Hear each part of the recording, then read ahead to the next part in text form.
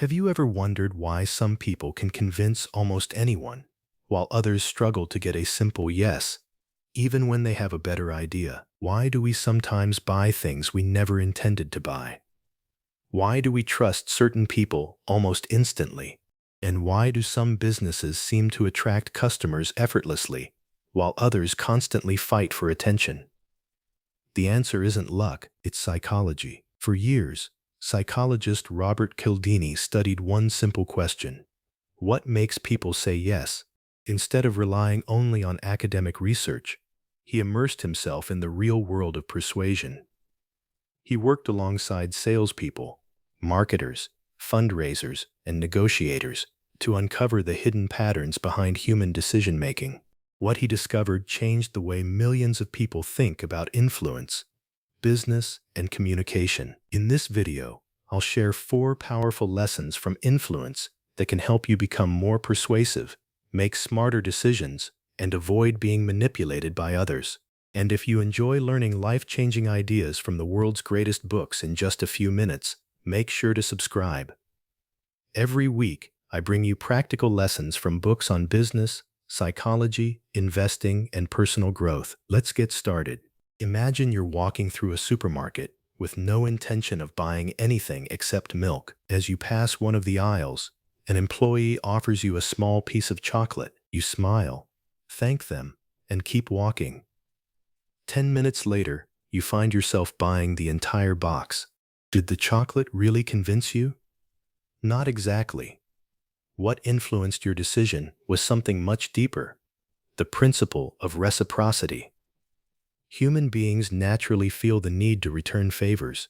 When someone gives us something first, even something small, we instinctively want to give something back. That's why companies offer free trials, restaurants bring complimentary appetizers, and content creators spend hours giving away valuable information for free. The gift itself isn't the point. It's the relationship it creates. But here's what makes this principle even more powerful. People don't respond most strongly to expensive gifts. They respond to thoughtful ones. A personalized gesture, an unexpected favor, or sincere help often has a far greater impact than something costly but impersonal. This lesson goes far beyond business.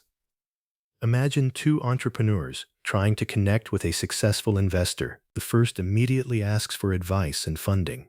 The second spends time researching the investor's company, identifies a problem, and offers a useful solution without asking for anything in return. Which one do you think gets a response? The second one. Because before asking for value, they created value. That's one of the biggest lessons from this book. Instead of asking yourself, "Who can help me?" start asking, "Who can I help?" Ironically, that's often the fastest way to build meaningful relationships and create opportunities. But remember, reciprocity should never become manipulation. People can usually sense when generosity comes with hidden expectations. The goal isn't to make others feel indebted. The goal is to genuinely improve someone else's life. When you do that consistently, trust begins to grow. And trust is the foundation of every successful business, every strong partnership, and every lasting relationship. Now, if giving is one of the reasons people say yes, there's another factor that's just as powerful. Sometimes people agree with us for one simple reason: they like us. Sometimes people don't say yes because your offer is better. They say yes because they like you. Think about it. Have you ever bought something from one salesperson instead of another, even though both products were nearly identical, or trusted someone's advice simply because they seemed friendly? That's the principle of liking. We naturally prefer to do business with people we like. But what makes us like someone? According to Cialdini, there are 3 main reasons. First, we like people who are similar to us, whether it's a shared hobby, a similar background, or even supporting the same sports team. Finding common ground creates an instant connection. Imagine walking into a meeting with a potential client. Instead of jumping straight into business, you notice a photo of a marathon medal on their desk. You mention that you recently started running too. Suddenly, the conversation feels more natural. You're no longer just two strangers discussing a deal. You're two people with something in common. That small connection can completely change the tone of the conversation. The second reason is genuine compliments. Everyone enjoys feeling appreciated. A sincere compliment makes people feel valued, respected, and understood. The key word here is sincere. People can usually tell the difference between honest appreciation and empty flattery.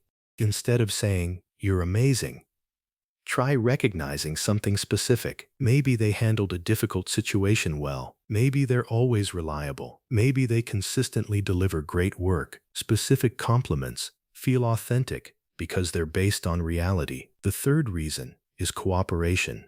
Working toward a shared goal naturally brings people closer together. That's why strong teams often build lasting friendships. When people solve problems together, trust grows much faster than it does through conversation alone. The lesson is simple.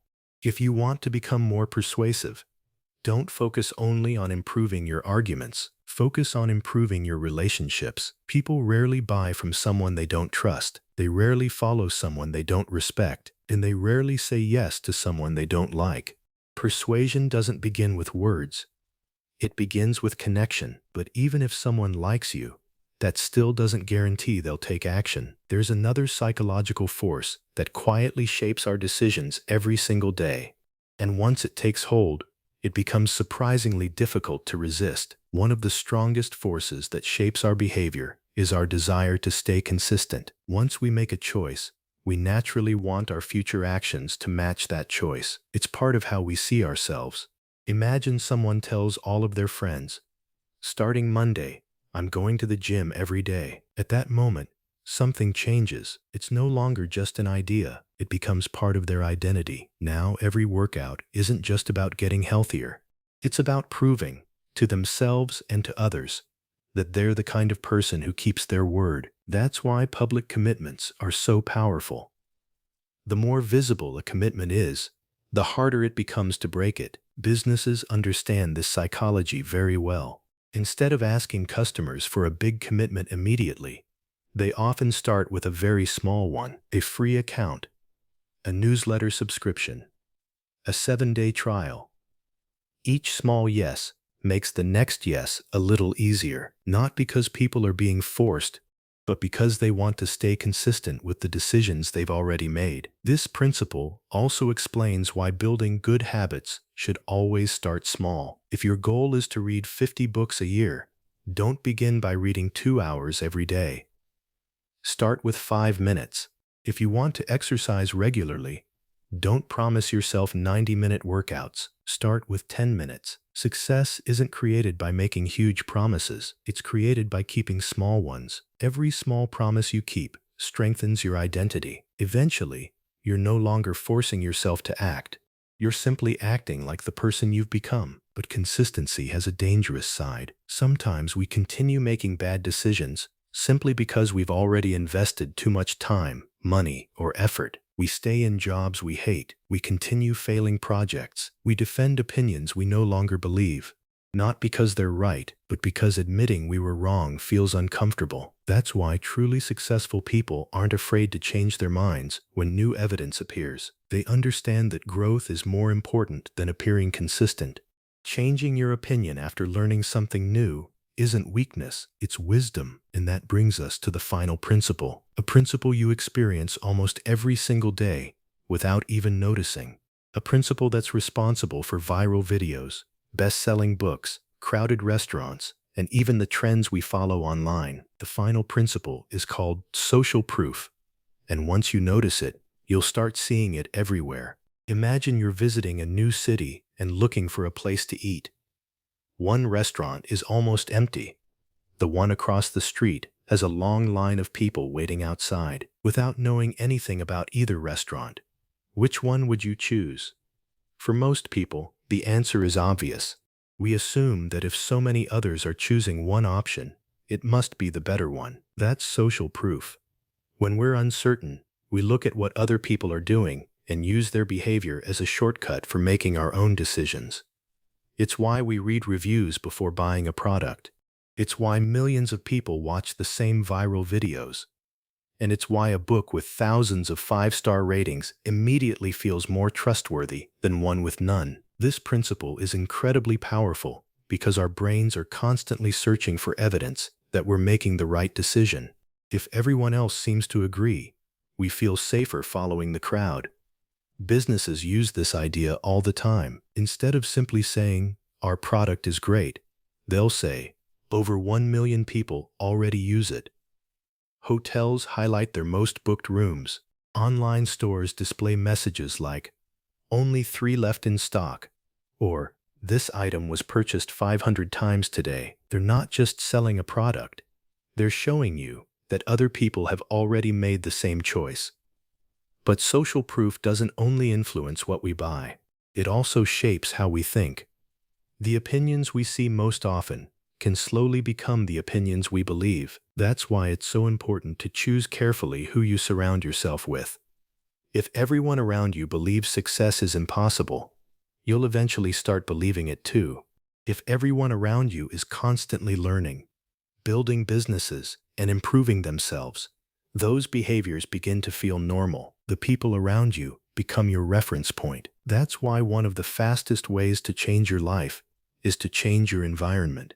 Because success is often contagious, but so is mediocrity. Of course, following the crowd isn't always the right decision. History is full of moments where the majority was wrong. Sometimes the greatest opportunities come from thinking differently, while everyone else follows the obvious path. Social proof is a useful guide. It should never replace your own judgment, and that's what makes Influence such an important book. It doesn't just teach you how to persuade others, it teaches you how to recognize the invisible forces influencing your own decisions every single day. The more aware you become of these principles, the more control you gain over your choices, your relationships, and your future. Because the people who understand human psychology don't just become better communicators, they become better leaders, better entrepreneurs, better negotiators, and better decision makers. If you enjoyed this summary and want to learn more timeless lessons from the world's greatest books, don't forget to subscribe and turn on notifications so you never miss the next one. Thanks for watching, and I'll see you in the next video.